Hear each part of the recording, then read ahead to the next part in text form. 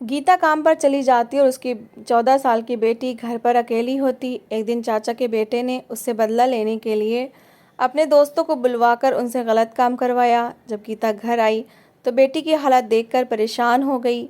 जब बेटी ने सच्चाई बताई तो वो उसे लेकर देवर के घर गई तो देवर बोला, तुम माँ बेटी खुद बदचलन हो और आरोप मेरे बेटे पर लगा रही हो। गीता थाने गई तो थानेदार ने भी गंदी फरमाइशें रख दी। तो वो रोती हुई घर लौटी और भगवान के सामने जोरदार चीख मारी कि अचानक देवर देवरानी, मुझे भी अपने साथ ले जाओ, मैं घर पर अकेली नहीं रुकूंगी। गीता की बेटी हंसिका ने झिझकते हुए कहा था। गीता कहने लगी, अरे मैं तुम्हें कहाँ अपने साथ लेकर जाऊँ, तुम स्कूल से आती हो, घर आकर आराम कर लिया करो। मैं तो सवेरे की जाती हूँ, शाम को आती हूँ। वो कहने लगी, चाचा का बेटा रंजीत। ये कहकर हंसिका चुप हो गई। गीता कहने लगी, हाँ बोलो क्या बात है। हंसिका कहने लगी, आप रंजीत से कह देती हैं कि मुझे स्कूल से लेकर आए। मम्मी मुझे वो अच्छा नहीं लगता, आप उसे मत भेजा करें, मैं अपनी सहेलियों के साथ आ जाऊंगी। गीता कहने लगी, क्यों, वो तुम्हें क्या कहता है? अरे तुम्हारा बड़ा भाई है, तुम्हें लेकर आता है तो इसमें क्या बुराई है। सहेलियां अपने अपने घरों में चली जाती होंगी, वो तुम्हारे साथ होता है तो मुझे संतुष्टि होती है। देखो ज़्यादा बहस मत किया करो। गीता ने बेटी को झिझक को महसूस ही नहीं किया, ना ही ध्यान दिया कि वो कहना क्या चाहती है, बस उसे डांट दिया। उसके पति का स्वर्गवास जब से हुआ था वो अपने देवर को ही अपना छोटा भाई समझती थी। उसका अपना कोई सगा भाई था ही नहीं। बहनें अपने अपने घरों में थीं, लेकिन देवर उसी गली में रहता था जहाँ गीता का घर था। इसलिए कभी कभी तो वो हंसिका से कहती कि तुम चाची के घर ही चली जाया करो, अकेले घर में कहाँ रुकोगी, जब मैं आऊँगी तो घर आ जाया करना। यूँ तो देवर और देवरानी दोनों का ही व्यवहार गीता और हंसिका के साथ बहुत अच्छा था। गीता लोगों के घरों में काम करती थी, खाना बनाती थी, उसके महीने के अच्छे खासे पैसे बन जाते थे, क्योंकि खाना बनाने के वो 4,000 से कम नहीं लेती थी। 3-4 घरों का खाना बनाती थी और बीच में सफाई भी कर दिया करती थी, इसलिए 15-20 हज़ार महीने के कमा लेती थी। सुबह 8 बजे की गई, वो शाम को 5 बजे वापस आती थी। घर आते ही खाना बनाती थी, घर की सफाई हंसिका ही कर दिया करती थी। चाची के घर शुरू में जब रहती थी तो चाची उसे ठीक से खाने को नहीं देती थी। जब वो स्कूल से आती तो अपने बेटे रंजीत को पराठा देती और रात की बची सूखी रोटी हंसिका के आगे रख देती। हंसिका की चाची अनीता अपने बेटे से बहुत मोहब्बत करती थी। हंसिका 13 साल की उम्र में छठी क्लास की छात्रा थी, जबकि रंजीत हाई स्कूल में पढ़ता था। सारा दिन आवारा लड़कों के साथ उसका उठना बैठना रहता था। एक ही स्कूल में पढ़ते थे, इसलिए रंजीत के साथ ही उसे वापस आना पड़ता और स्कूल भी जाना पड़ता, और वो उसे साथ लेकर स्कूल लेकर जाता था। पर रास्ते भर वो उसे गुस्से से देखा करता। हंसिका बुरी तरह से घबरा जाती थी। जब रंजीत की ओर देखती तो वो उसे गुस्से से देख रहा होता। हंसिका रंजीत से डरने और घबराने लगी थी। अपनी माँ से झिझकते हुए बात करती तो उसकी माँ ठीक से उसकी बात सुनती ही नहीं थी। गीता के सर पर पूरे घर की जिम्मेदारी आन पड़ी। हालांकि बेटी को तो सिर्फ एक ही थी, लेकिन घर का किराया, बिजली का बिल, खाने पीने के खर्चे, हंसिका की स्कूल की फीस, वो तो घनचक्कर बनकर रह गई थी। उसे लगता था कि अनीता उसकी बेटी का बहुत ख्याल रखती है। कई बार ऐसा होता था कि गीता जब अपनी मालकिन के घर से अच्छा खाना लाती तो रंजीत को भी दे दिया करती और अनीता को भी। उसे तो लगता था जैसे अनीता उसकी सगी बहन की तरह है। वो बड़े अच्छे से उन सबसे मिलती थी। यूँ तो उसका देवर सूरज भी उसकी बड़ी इज्जत करता था, लेकिन रंजीत का उठना बैठना अच्छे लड़कों में नहीं था। फिर कम उम्र में ही उसे मोबाइल भी लेकर दे दिया। कभी माँ ने ये देखने की कोशिश ही नहीं की कि उसका इकलौता बेटा मोबाइल पर देखता क्या है, किन लड़कों में बैठता है, किस तरह की बातें सुनता है, लड़कपन की उम्र में किस परिवेश में जा रहा है। पहली बार जब सूरज ने रंजीत को लड़कों के साथ मिलकर सिगरेट पीते देखा तो एक जोरदार थप्पड़ उसके मुंह पर मारा था और उसका कान पकड़कर उसको घर लेकर आया। वो रोता हुआ माँ के साथ लग गया। अनीता की तो जैसे जान पर बनाई थी। सूरज बहुत गुस्से में था। कहने लगा, तुम्हें पता है ये आवारा लड़कों के साथ बैठा सिगरेट पी रहा था। वो कहने लगा, मम्मी मैं बस वहाँ खड़ा था, मैं सिगरेट नहीं पीता, पापा ने देख लिया। सूरज का तो इरादा था कि उसे ठीक ठाक मारता ताकि आइंदा सिगरेट का नाम न ले, लेकिन अनीता दीवार बनकर उसके आगे खड़ी हो गई। कहने लगी, खबरदार, जो मेरे बेटे पर हाथ उठाया अब सिगरेट नहीं पिएगा। वो कहने लगा, तुम पीछे हट जाओ, मैं इसे छोड़ूंगा नहीं, इसे मैं सही वाली मार लगाऊंगा तब ये सुधरेगा। देखो तुम्हारा गलत प्यार इसको बिगाड़ कर रख देगा। अनीता पीछे हट जाओ। लेकिन अनीता ने रंजीत को कमरे में बंद कर दिया और सूरज से कहने लगी, अगर तुमने उसे हाथ भी लगाया तो मैं अपने बेटे को लेकर मायके चली जाऊंगी। सूरज को उसने रंजीत को मारने नहीं दिया। ना ही समझाने दिया। कहने लगी मैं खुद समझा दूंगी, आइंदा सिगरेट नहीं पिएगा। और रंजीत को लगा कि बस उसकी माँ है, इसलिए उसके हर गलत काम पर पर्दा डालेगी। उसके दिमाग में ये बात बैठ गई थी और अनीता ने किया भी यही था। जब भी वो कोई गलत काम करता तो उसकी गलती छुपा लेती। सूरज भी बेटे से प्यार तो करता ही था, इसलिए कुछ बातें अनदेखा कर जाता जो कि नहीं करनी चाहिए थी। 1 साल गुजरा, हंसिका अब 14 साल की हो गई थी।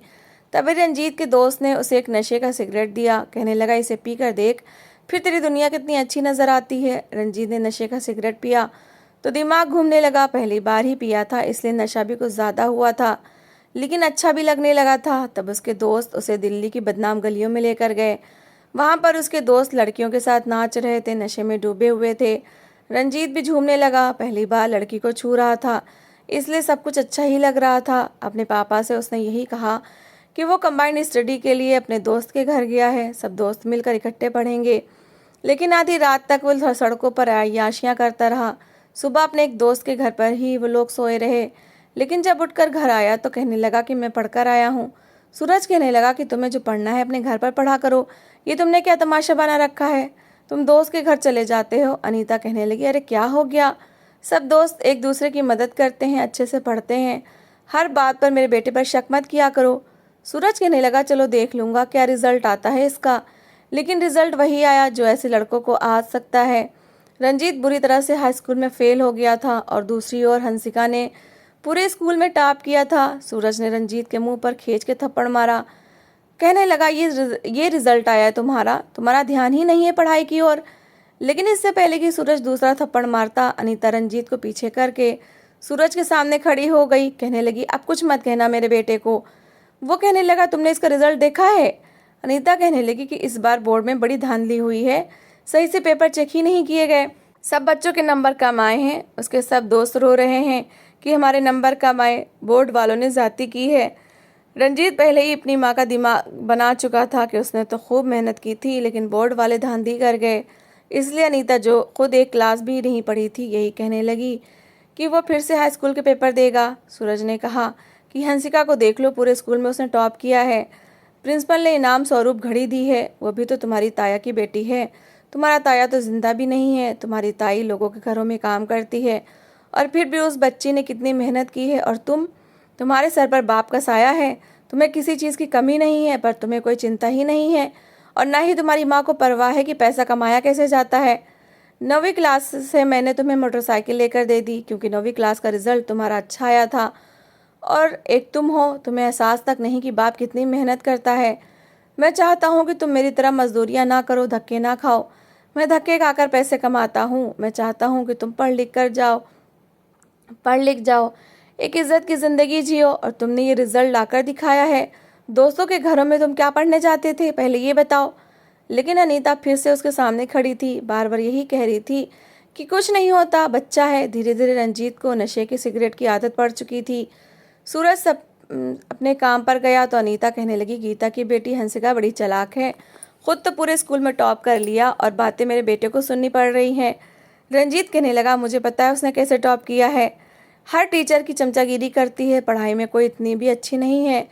रंजीत को दोबारा से हाई स्कूल में पढ़ना पड़ा और अब उसे एक तरह की हंसिका से नफरत हो गई थी।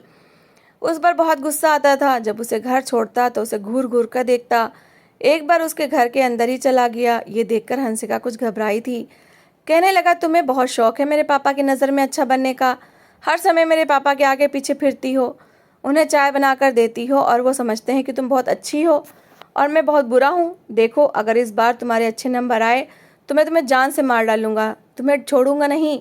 वो बुरी तरह से डर गई। ये कहकर रंजीत वापस अपने घर चला गया।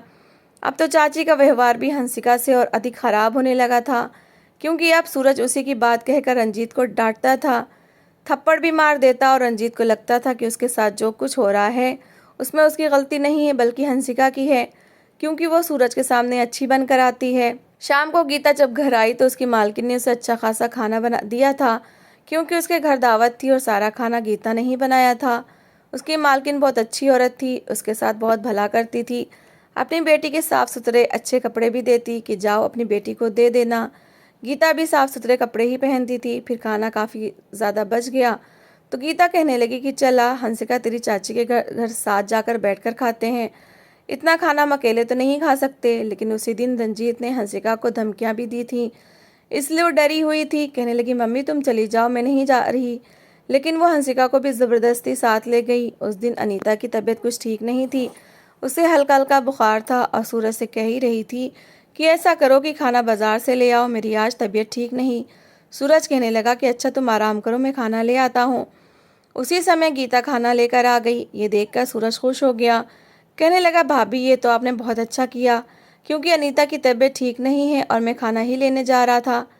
वो कहने लगी, अरे जाओ साथ बैठकर खाना खाते हैं। आज मेरी मालकिन के घर दावत थी, बहुत खाना बनाया था, मेहमानों ने भी बड़ी तारीफ की थी और इसलिए मालकिन ने मुझे भी दे दिया। खाना तो लगा दिया था लेकिन रोटियां नहीं थी। गीता कहने लगी, लाओ मैं बना देती हूँ। वो कहने लगा, नहीं भाभी, बाजार से मंगवा लेता हूँ। रंजीत जा बाजार से रोटियां ले आ। गीता कहने लगी, नहीं नहीं, 5-6 रोटियां ही तो बननी हैं। जहाँ हंसिका रोटियां बना ले। हंसिका 14 साल की थी लेकिन उसे रोटी बनानी आती थी। कहने लगी, ठीक है मैं बना लेती हूँ। रोटी हंसिका ने बनाई थी और जब सूरज ने खाई तो उसकी तारीफ करने लगा कि ये बच्ची तो, मैं समझता था सिर्फ पढ़ाई में अच्छी है, तो बड़ी अच्छी रोटी बना लेती है। अनीता ने भी रोटी खाई थी, रोटी उसने बहुत अच्छी बनाई थी। लेकिन रंजीत उसे गुस्से से देखे जा रहा था कि मेरे बाप की नज़र में और ज़्यादा अच्छी बनने की कोशिश कर रही है। उसने ठीक से खाना भी नहीं खाया और अपने कमरे में चला गया। जाते ही दरवाज़ा बंद किया और अपने नशे के सिगरेट निकाल कर पीने लगा। इसे हंसिका पर बहुत गुस्सा था कि ये लड़की बाज नहीं आती। उसे कहा भी था कि मेरे बाप की नज़र में अच्छा बनने की तुम्हें ज़रूरत नहीं है। क्योंकि खाने के बीच ही सूरज फिर से शुरू हो गया था कि अच्छा होता कि रंजीत की जगह मेरी कोई बेटी होती, वो भी बिल्कुल हंसिका जैसी। बाप को गर्म गर्म रोटी तो बनाकर खिलाती। एक ये है निकम्मा कहीं का, ना पढ़ाई में कोई तीर मार सका, ना ही कुछ और करता है, बस आवारा लड़कों के साथ घूमता फिरता रहता है। गीता कहने लगी, अरे ऐसा नहीं है, ठीक हो जाएगा, बड़ा होगा तो समझ भी आ जाएगी, बच्चे तो ऐसे ही होते हैं। लेकिन फिर भी रंजीत को लगा कि जो कुछ उसके साथ हो रहा है उसमें हंसिका की ही गलती है। उसके दिल में हंसिका के लिए नफरत बढ़ने लगी थी। इस बार भी हंसिका ने पूरे स्कूल में टॉप किया था और रंजीत बस पास हुआ था, वो भी सी ग्रेड में, क्योंकि उसका ध्यान पढ़ाई से हट चुका था। अपने दोस्तों के साथ कभी कभी वो बाप की नज़रों से बचकर कोठे पर भी जाने लगा था। एक बार उसे वहाँ की एक नाचने वाली अच्छी लगने लगी, इसलिए उसे कोई गिफ्ट देने के लिए उसने पहली बार बाप के पर्स से चोरी किए। फिर उसे नाचने वाली के लिए चूड़ियाँ और कुछ मेकअप का सामान खरीदा और उसके लिए ले गया। वो बहुत खुश हुई। फिर उसने रंजीत का हाथ पकड़ लिया और उसके हाथों को अपने होठों से लगाकर चूमा। वो तो बुरी तरह से बौखला कर रह गया था, लेकिन अंदर ही अंदर उसे ये सब कुछ अच्छा लग रहा था, क्योंकि इसी तरह के कुछ वीडियो वो देखता भी था। वापस आया तो हाथ पर अब भी लड़की के लिपस्टिक के निशान थे, बल्कि पूरे होठ छपे हुए थे। संयोग था कि सूरज भी घर पर था। उसने जब होठों का निशान बेटे के हाथ पर देखा तो उसने उसकी कलाई पकड़ ली। रंजीत बुरी तरह से घबरा गया। जब उसके हाथ पर लिपस्टिक से लड़की के होठों का निशान देखे तो सूरज का तो गुस्से से बुरा हाल था। उसने उस रात रंजीत को बहुत मारा। अनीता रोने पीटने लगी, लेकिन वो दरवाज़ा बंद करके रंजीत को मार रहा था। अब तेरी आवारगी इतनी बढ़ गई है कि तू नाचने वालियों के पास जाने लगा है। रंजीत को लगा कि ये सब कुछ हंसिका की वजह से हुआ है। सूरज जब उसे मार मार कर थक गया तो कमरे से बाहर निकल गया। बाहर अनीता खड़ी रो रही थी। जल्दी से कमरे में गई। बेटे के चेहरे पर नील के निशान थे, नाक और होठ के किनारे से खून बह रहा था। वो रो रहा था। अनीता ने उसे अपने साथ लगाया तो उसने अपनी माँ को भी पीछे धकेल दिया। कहने लगा, मैं उस लड़की को नहीं छोड़ूंगा। हर समय वो पापा के सामने अच्छी बनने की कोशिश करती है, इसलिए मेरे पापा को मेरे अंदर की सारी बुराइयां नजर आती हैं। उसे अपनी गलती का ज़रा भी एहसास नहीं था। बस हर चीज़ पर वो हंसिका को ही दोषी समझता था। बजाय अनीता बेटे को समझाती, कहने लगी, हाँ तुम्हारा बाप शुरू से उसे अच्छा कहता आया है और तुम्हें वो गलत और झूठा ही समझता है। वो कहने लगा, मेरे साथ मेरे दोस्त भी थे, किसी के पापा उसे इस तरह से नहीं मारते। बस उन्हें लगता है कि हंसिका अच्छी है और मैं बुरा हूँ। मैं उस लड़की को छोड़ूंगा नहीं। मम्मी वो मेरे हाथों मर जाएगी। अनीता कहने लगी, उससे क्या होगा, इतनी सी उम्र में तुम जेल चले जाओगे, फांसी की सज़ा हो जाएगी। ये सोचकर रंजीत का खून जला था। उसे समझ नहीं आ रहा था कि वो क्या करे और क्या ना करे, लेकिन अब उसके दिमाग में बदला सवार हो चुका था। रात को जब वो अपने दोस्तों में गया तो उसने मुंह पर नील के निशान और चेहरा जख्मी देखकर वो भी कारण पूछने लगे। उसने अपने दोस्तों को सारी बात बता दी कि मेरी कज़िन की वजह से मेरा बाप मेरे साथ ये सब कुछ करता है। ये सुनकर रंजीत के दोस्त कहने लगे कि देख, उसका खून करना मुसीबत का हल नहीं है। अच्छा ये है कि तू उसका मुंह बंद कर, उसको ऐसी सज़ा दे कि वो सारी ज़िंदगी तुम्हारे नाम से भी काँप कर रह जाए, डर जाए। रंजीत कहने लगा वो कैसे? जो रास्ता रंजीत को उसके दोस्तों ने बताया, पहले तो उसने साफ मना कर दिया। वो बहुत डर गया था, कहने लगा मैं ऐसा कुछ नहीं कर सकता, मेरे ताया की बेटी है वो। उसके दोस्त कहने लगे तो फिर जो कुछ वो तुम्हारे साथ कर रही है उसको सहन करो। आज तुम्हारे बाप ने तुम्हें सिर्फ मारा है, कल को तुम्हारी टांगे भी तोड़ देगा। वो तो तुम्हें तुम्हारे बाप के सामने और भी बुरा बनाएगी, देख लेना एक दिन तुम्हारा बाप तुम्हारे साथ क्या करता है। ऐसी बातें सुनकर रंजीत का दिमाग पूरी तरह से खराब हो चुका था। फिर गुस्से में वो 2 नशे के सिगरेट भी पी चुका था। कहने लगा कि मैं उस लड़की को नहीं छोड़ूंगा, उसके साथ वो सब कुछ करूंगा जो वो मेरे साथ करती है। उसे मेरे नाम से भी डर लगने लगेगा ताकि उसका मुंह ना खुल सके। उसे नहीं पता था कि वो कितना बड़ा पाप करने जा रहा है। उसके दोस्त कहने लगे देखो, ये तुम्हारे अकेले की बस की बात नहीं है, क्योंकि तुमने ऐसा कभी कुछ किया नहीं है। और ये बात सच थी, रंजीत ने ऐसा कुछ नहीं किया था और वो इतना बड़ा भी नहीं था, बस 16-17 साल का था। उसने कहा कि हाँ ठीक है। वैसे भी गर्मियों की दोपहर थी, उस समय हंसिका घर की सफाई कर रही थी। जब दरवाजे पर दस्तक हुई, उसने पूछा कौन है? तो रंजीत कहने लगा दरवाज़ा खोलो। वो बुरी तरह से घबराई थी, पहले ही रंजीत से डरती थी, इसलिए दरवाज़ा खोल दिया। देखा तो उसके चेहरे पर नील के निशान थे। वो अंदर आया, उसने दरवाज़ा बंद कर दिया। ये देखकर हंसिका डर गई, कहने लगी रंजीत भाई, मम्मी घर पर नहीं है, आपको क्या काम है? कहने लगा ये मेरा मुंह देख रही हो तुम, ये सब तुम्हारी वजह से हुआ है। तुम मेरे बाप के सामने अच्छी बनती हो, आज मैं तुम्हारे साथ वो करूँगा कि तुम मेरे नाम से भी कांपोगी। वो कहने लगी रंजीत भाई आप ये क्या कह रहे हैं? उसने हंसिका का हाथ पकड़ा, उसे कमरे में ले जाकर धक्का दिया और बाहर से कुंडी लगा ली। फिर जेब से मोबाइल निकालकर अपने दोस्तों को बुला लिया। उसके 2 दोस्त 15 मिनट में हंसिका के घर पहुंच गए थे। हंसिका दरवाज़ा पीट रही थी, कह रही थी रंजीत भाई दरवाज़ा खोलो, मैंने चाचा से कुछ नहीं कहा था। लेकिन उस समय तो रंजीत के सर पर बदला सवार था। उसमें मेन दरवाज़ा खोला, उसके दोनों दोस्त अंदर आ चुके थे। वो उम्र में रंजीत से बड़े थे और सेहत में भी उससे ज़्यादा थे।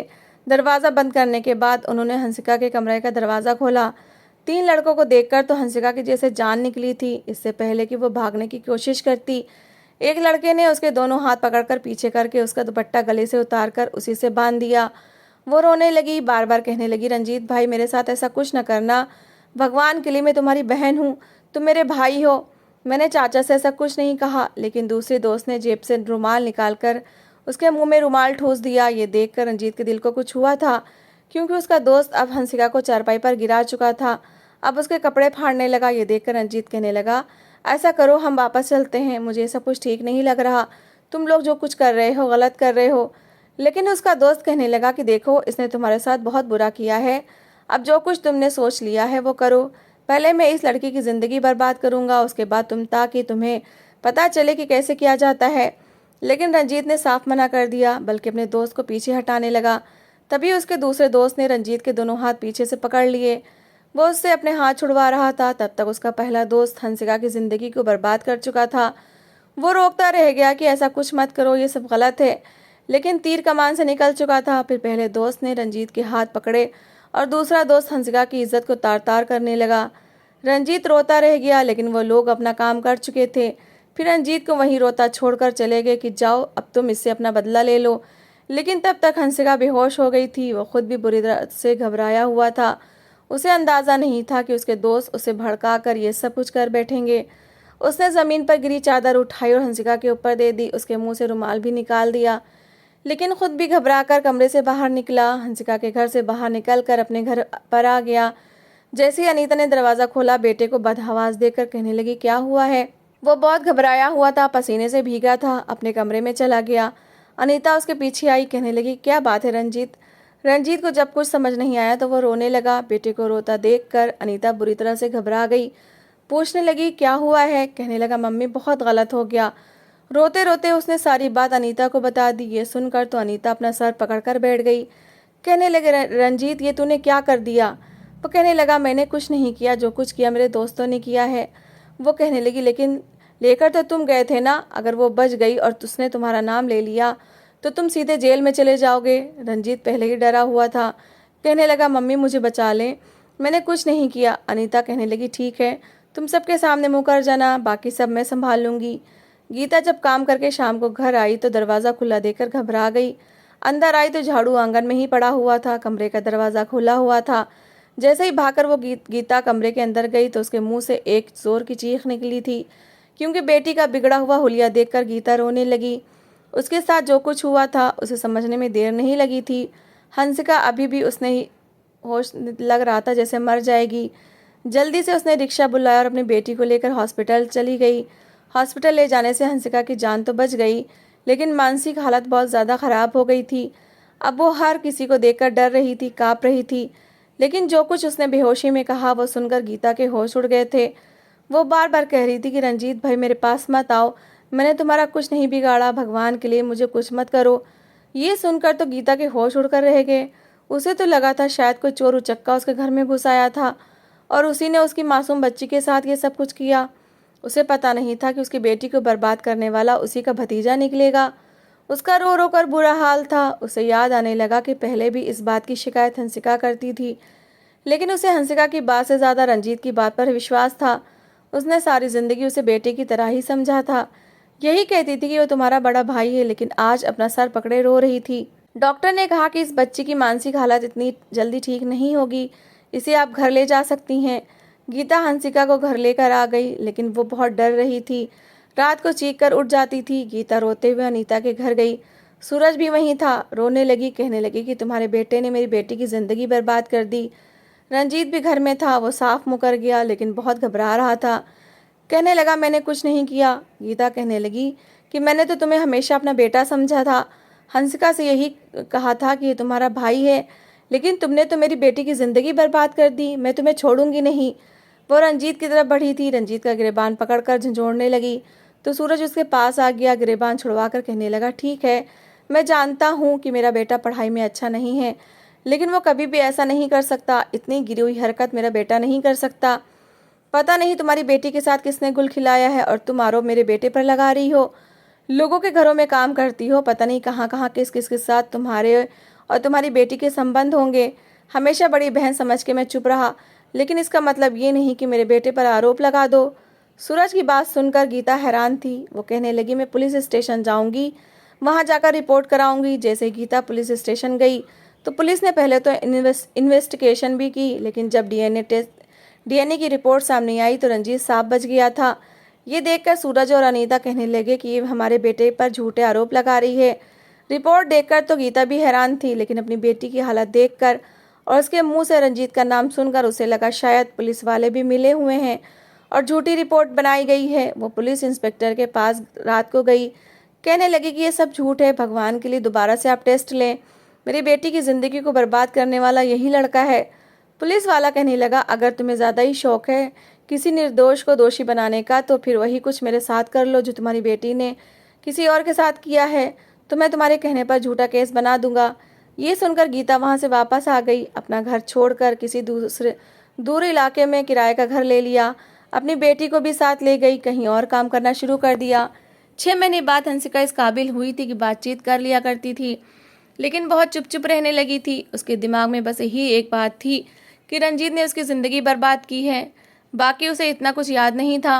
गीता ने इसका दोबारा स्कूल में नाम लिखवा दिया, लेकिन इस बार वो लड़कियों के साथ ही रहती थी। जैसे ही लड़कों को देखती तो डर जाती थी। हाई स्कूल के बाद कॉलेज में भी एडमिशन ले लिया।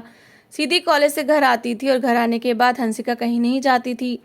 जैसे उसने इंटर किया, गीता ने उसके लिए रिश्ता देखना शुरू कर दिया, क्योंकि जहाँ वो काम करती थी उसकी मालकिन कहती थी कि जब बेटी की शादी करना तो मुझे बताना, सारा खर्चा हम उठा लेंगे।